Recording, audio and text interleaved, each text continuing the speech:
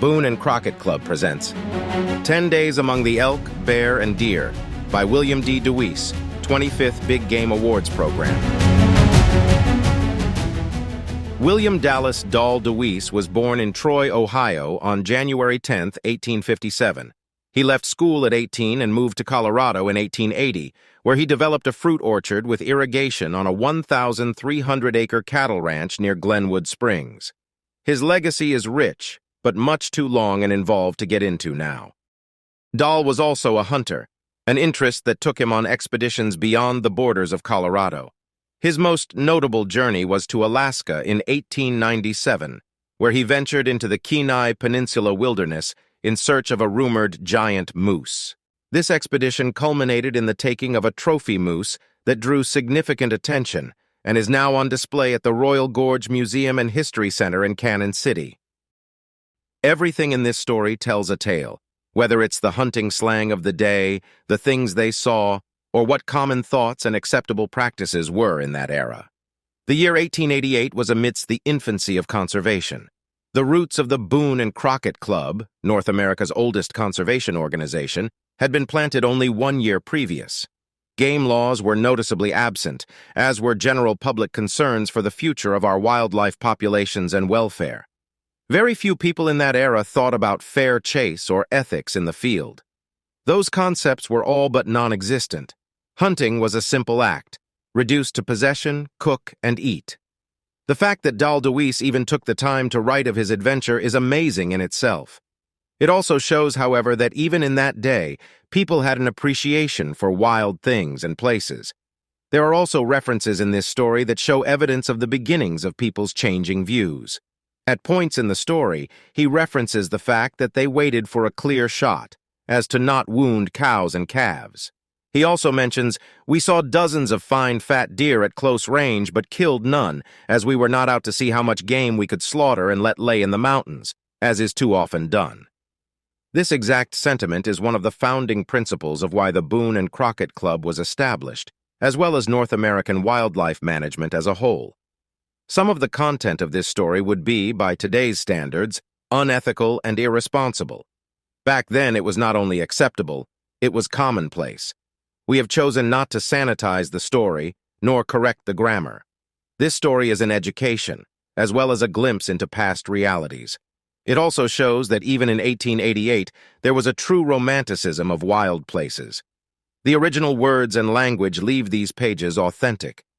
Dall DeWeese's story appeared in the Cannon City Clipper on October 31, 1888. Successful Hunters, 10 Days Among the Elk, Bear, and Deer. A former tip boy's successful hunt after big game in the Rockies. Camp Bighorns, Colorado, September 1888. Messrs. Bowman, Clark Brothers, Williamson, Hoover, and Huber. My dear Nimrods, your letters were received in due time stating that it was impossible for you to join me this fall in an elk hunt in the Rocky Mountains.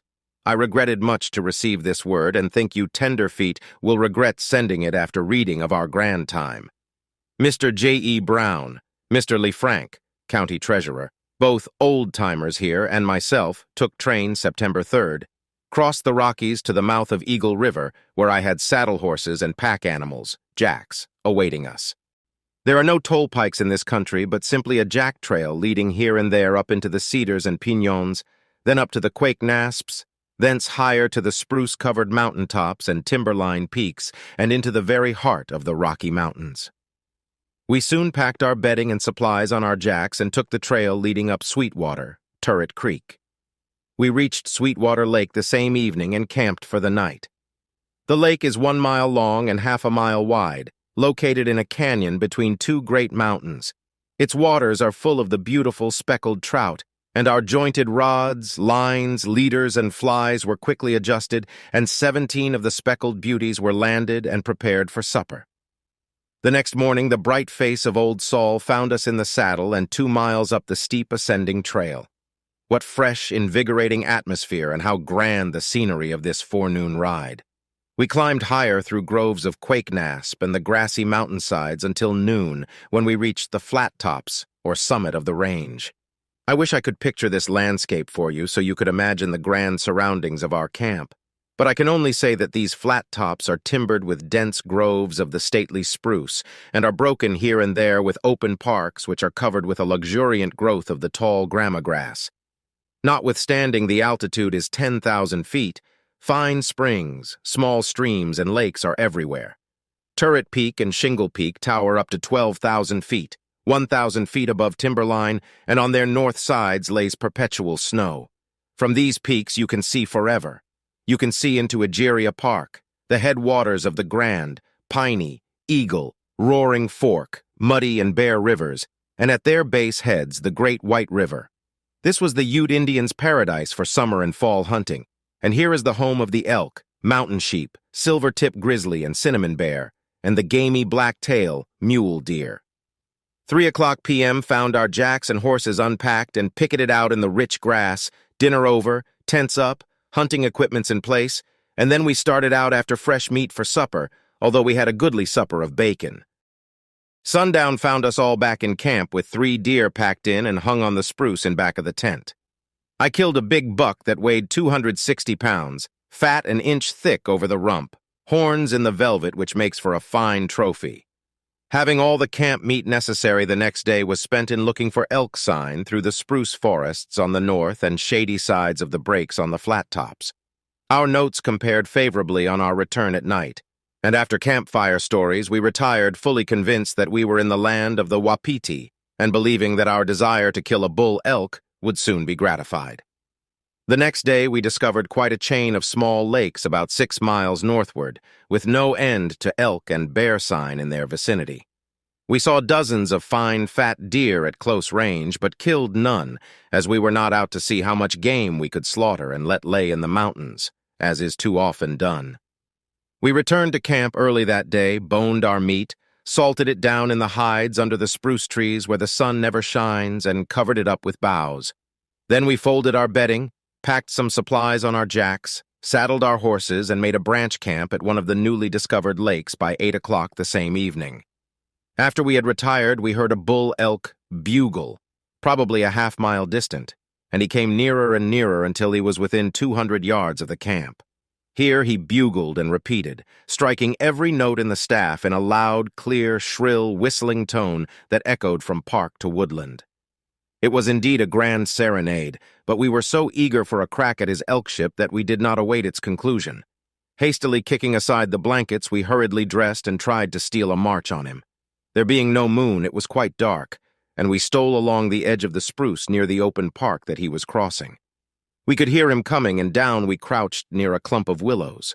All was still as death, save the rustle of the tall grass at his feet, and occasionally a musical bugle. But he was going at right angles from us and passed within 80 yards, close enough to hear him breathe. But alas, we could not make out the outline of his darned old carcass, and he gained the shelter of the spruce and bugled again. I tired to answer him, but my bugle was evidently a sad failure, or else he heard one from a more congenial mate, for he bugled us a loud goodbye or some other evening that grew fainter and fainter, and shivering with cold we crept back to bed muttering an emphatic good night to bull elks. In the morning we were out early, and all keeping together, we followed along a high ridge near the lakes. Fresh sign was seen on all favorable ground, and we kept a sharp lookout. Presently, the splashing of water near at hand attracted our attention, and looking down, we discovered a band of elk in a little lake just beyond a grove of spruce. The wind was against us, and silently we stole around to the opposite edge of the timber. Here a grand sight met our eyes. A band of 40 elk, all cows and calves except one fair-sized bull. Some were in the water and others were in an open park. The distance was 300 yards and it was impossible to get a shot at the bull to kill. However, we chanced it, and taking care not to hit the cows and calves, we singled him out and fired together. Off they went like a flash under cover of the spruce, and we followed, finding blood on the trail. After following the trail half a mile, we concluded it was a flesh wound and returned to camp. Thinking we might have done better and feeling like shooting 8 or 10 deer we saw while coming back. Next morning, before sunup, we were off in different directions. At this season of the year, the elk are beginning to band together, the velvet has just shed from the antlers of the bulls, and the bark can frequently be seen off of spruce trees 8 feet from the ground where they have been rubbing their antlers. I made a long trip and struck the fresh trail of a band of elk, mostly bulls as the tracks were large. I followed the trail a mile or more somewhat toward camp and saw they were headed for a large body of spruce timber.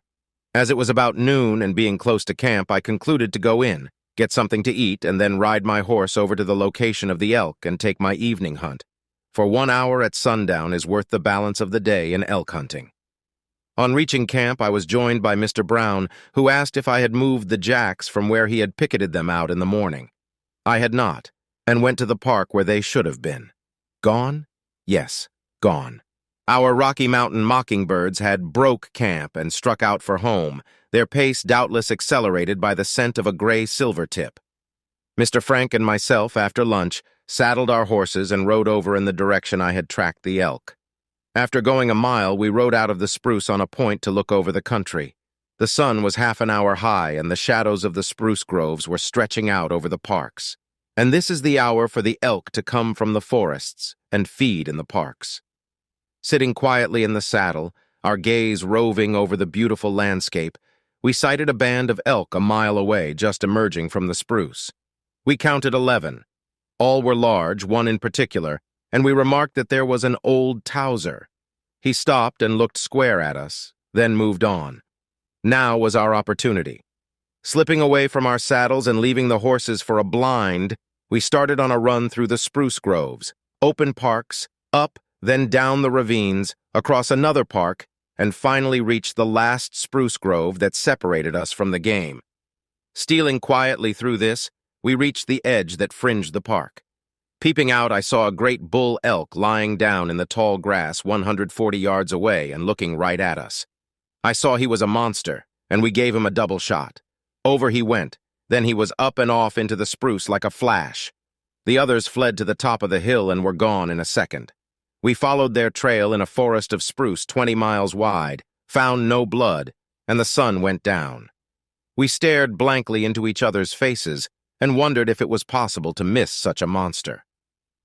Finally, we decided to return to camp and pick up the trail early the next morning. We kicked ourselves back to camp and declared that if we had really missed that elephant, we would fold our blankets, go to Cannon City, and never say elk again.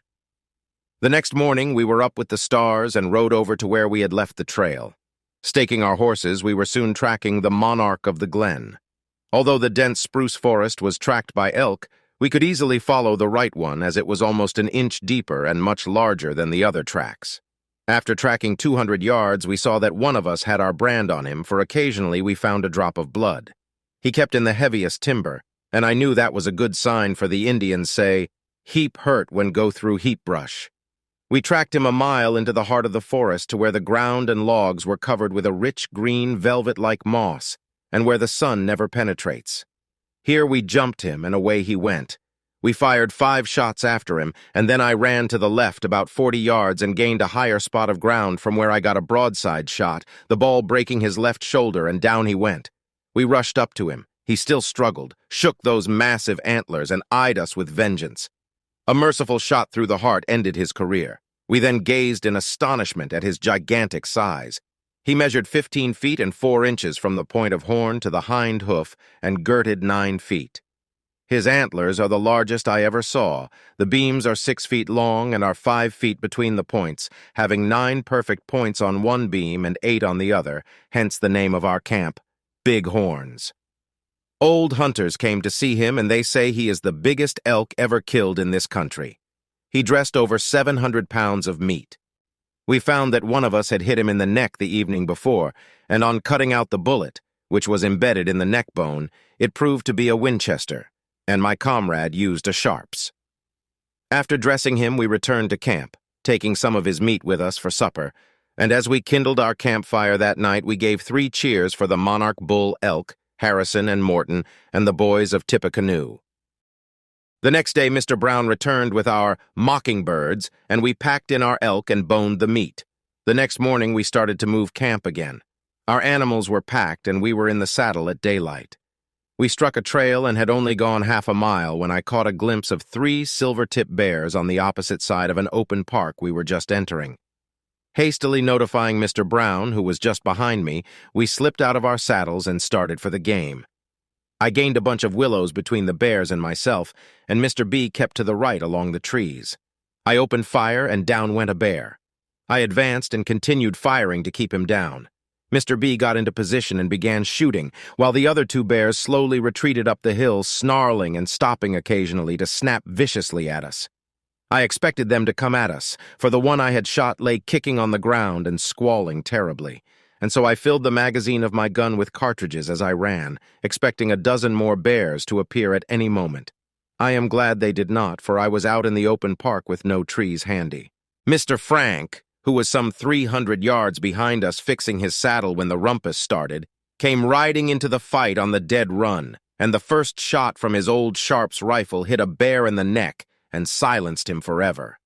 The other bear carried off our lead and escaped. I tell you, there was music in the air for a few minutes, the constant bang, bang, bang of our rifles, the snapping and squalling of the bears, the bray of our jacks as they rushed terror-stricken from the scene, and our shouts to each other to "stand your ground and give 'em hell," made up a scene at once exhilaratingly exciting.